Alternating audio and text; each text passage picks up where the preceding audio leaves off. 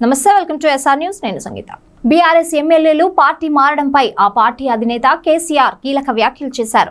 ఎర్రవల్లిలోని farm house లో ఉమ్మడి కరీంనగర్ జిల్లా ముఖ్య నేతలతో సమావేశమైన ఆయన పలు అంశాలపై మాట్లాడారు. ఒకరు పోతే 10 మంది నాయకులను పార్టీ తీర్చిదిద్దుకుంటుందని వ్యాఖ్యానించారు. పార్టీని వీడి దొంగలతో కలిసేటోళ్ల గురించి బాధ లేదన్నారు.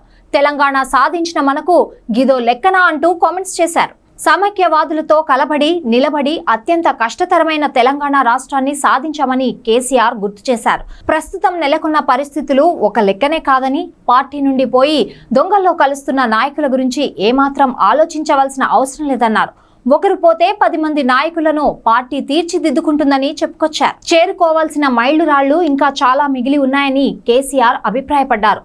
తెలంగాణ ప్రజల ఆకాంక్షలను, కలలను నెరవేర్చగలిగే అవగాహన మనకు మాత్రమే ఉందని నేతలు కార్యకర్తను ఉద్దేశించి అన్నారు. తెలంగాణ ఆత్మను అర్థం చేసుకుంటూ సమస్య లోతును పట్టుకోగలిగితే పరిష్కరించగలిగే సత్తా బీఆర్ఎస్ పార్టీకి మాత్రమే ఉందని చెప్పుకొచ్చారు. కోరుట్ల, జగిత్యాల నియోజకవర్గాల నుండి వందలాదిగా తరలి వచ్చిన కార్యకర్తలు, నేతలతో కేసీఆర్ సమావేశమయ్యారు. ఈ సందర్భంగా కేసీఆర్ మాట్లాడుతూ, మనం రెట్టించిన ఉత్సాహంతో భవిష్యత్తులో ఇంకా బాగా ప్రజల కోసం పనిచేయాల్సి ఉంది.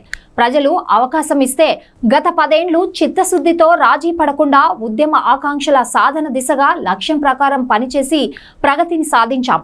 ప్రజల మన్నలను పొందాం. వ్యవసాయం, సాగునీరు, విద్యుత్ వంటి అనేక మౌలిక వ్యవస్థలను మెరుగుపరుస్తూ అనేక ప్రజా సమస్యలకు పరిష్కారం చెప్పామని అన్నారు. ఎర్రవల్లిలో గత 15 రోజులుగా నిరంతరాయంగా కార్యకర్తలు, నేతలను కేసీఆర్ కలుస్తూ వస్తున్నారు. ఈ నేపథ్యంలో బీఆర్ఎస్ పార్టీ ప్రకటన విడుదల చేసింది. ప్రజల ఆత్మీయ సమావేశాలకు శనివారం నుండి సోమవారం దాకా 3 రోజుల పాటు విరామం ఇవ్వాలని నిర్ణయించిందని తెలిపింది. ఈ మేరకు అధినేత కేసీఆర్ తో పార్టీ ముఖ్య నేతలు చర్చించి నిర్ణయం తీసుకోనున్నారని పేర్కొంది. పార్టీ నేతలతో కీలక సమావేశాలు, కార్యాచరణలపై రూపకల్పన తదితర సమావేశాల నేపథ్యంలో తదుపరి ప్రకటన తర్వాతే సమావేశాలు పునః ప్రారంభమవుతాయని పేర్కొంది. తదుపరి ప్రకటన వచ్చేంత వరకు ముందస్తు సమాచారం లేకుండా ఫామ్ హౌస్ కు రావద్దని కోరింది.